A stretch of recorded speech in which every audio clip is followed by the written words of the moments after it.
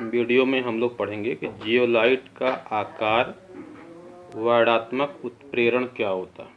तो पहले तो मैं आपको समझाना चाह रहा हूँ कि जियोलाइट होती क्या है। जियोलाइट एक विशेष प्रकार का उत्प्रेरक होता है। क्या होता है? उत्प्रेरक।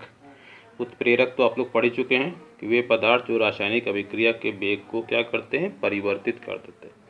तो जियोलाइट भी क्या है? एक विशेष प्रकार का उत्प्रेरक होता है। यह प्राकृतिक भी होता है और इसको बनाया भी जा सकता है। इसकी संरचना मधुमक्खी के छत्ते के समान होती है, परंतु इसके छिद्रों का आकार और आकृति लगभग अलग अलग होती है। जो इसके छिद्र होते हैं, जैसे मधुमक्खी का आपने छत्ता देखा होगा, या ऐसे तमाम जैसे पीली पीली जो बर्रे होती है वो भी छत्ता लगाती है। तो मधुमक्खी के जो छत्ते में छिद्र होते हैं वो लगभग समान आकार के होते हैं, लेकिन इसके जो छिद्र होते हैं वो अलग अलग आकार और आकृति के होते हैं।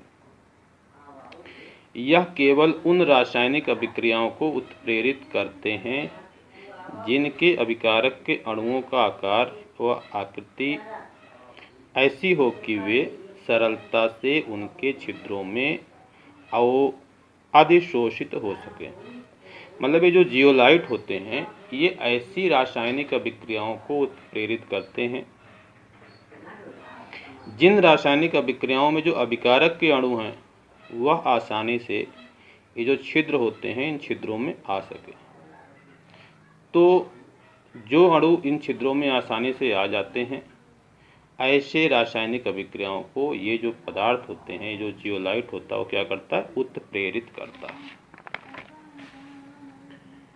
जियोलाइट उत्प्रेरकों के इस गुण को ही आकार वर्णात्मक उत्प्रेरण कहते हैं।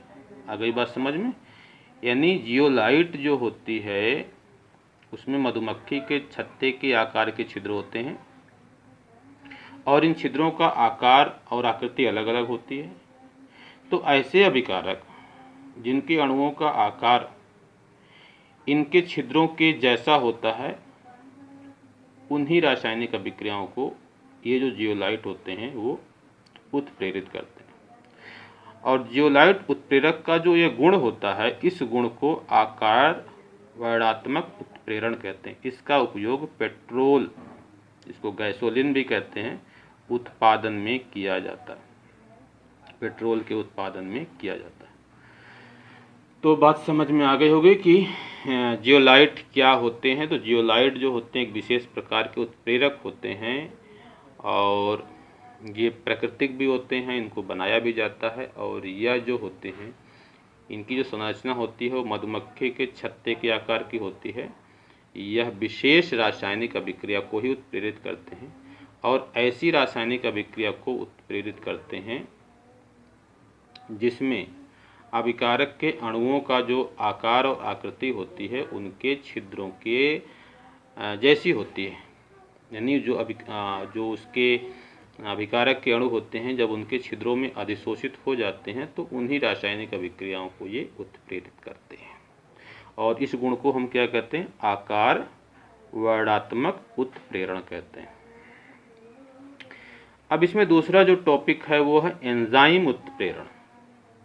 पहले मैं समझा दूं कि एंजाइम क्या होते हैं। एंजाइम जो होते हैं वो विशेष प्रकार के नाइट्रोजन युक्त जटिल कार्बनिक यौगिक होते हैं जो हमारे शरीर में या जीवों के शरीर में कुछ रिएक्शन को उत्प्रेरित करने के लिए, तीव्र करने के लिए उपयोग में आते हैं। जो हम लोग खाना खाते हैं वो विशेष प्रकार के एंजाइमों के द्वारा ही पचता है। अगर वो एंजाइम ना हो तो एक बार का जो खाया हुआ खाना है उसको पचने में सालों का समय लग सकता है। जैसे जो हम शाम को खाना खाते हैं सुबह तक पच जाता है और हमको दोबारा भूख लग जाती है। अगर हमारी बॉडी में वो एंजाइम ना हो तो इस खाने को पचने में कई सालों का समय लग सकता है। बात समझ में आ रही? तो एंजाइम क्या होते हैं? जो हमारे शरीर में होने वाली अभिक्रियाएं हैं इनको बहुत फास्ट कर देते हैं। एंजाइम जटिल नाइट्रोजन युक्त कार्बनिक यौगिक होते हैं। यह उच्च अणुभार वाले प्रोटीन होते हैं। क्या होते हैं? प्रोटीन होते हैं। यह सजीवों द्वारा उत्पन्न किए जाते हैं। मतलब जो एंजाइम होती है इसका निर्माण सजीव के शरीर में ही होता है।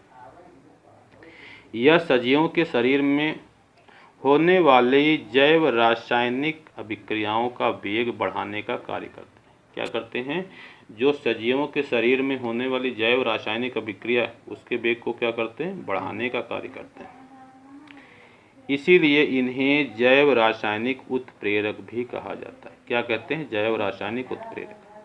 तथा इस घटना को जैव रासायनिक उत्प्रेरण या एंजाइम उत्प्रेरण कहते हैं। बात समझ में आ गई?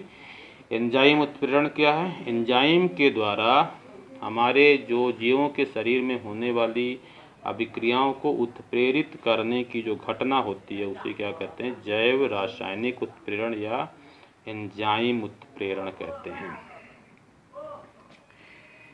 एंजाइम प्रोटीन होते हैं, परंतु इसमें एक अप्रोटीन भाग भी होता है। इससे सह एंजाइम, इसको इंग्लिश में को एंजाइम कहते हैं। यह एंजाइम की क्रियाशीलता को बढ़ाता है। जो इसमें को एंजाइम वाला या सह एंजाइम वाला पार्ट होता है, जो कि अप्रोटीन पार्ट होता है, वह एंजाइम की क्रियाशीलता को बढ़ा देता है। जैसे कुछ एग्जाम्पल मैंने लिखा, आपकी किताब में बहुत सारे एग्जाम्पल दिए हैं। जैसे जो सुक्रोज होता है, चीनी होती है, इसको एक एंजाइम इन्वर्टेज होता है, ये अपघटित करता है ग्लूकोज और फ्रैक्टोज में। ग्लूकोज को एक एंजाइम जाइमेज होता है, वो कन्वर्ट करता है एथिल अल्कोहल में।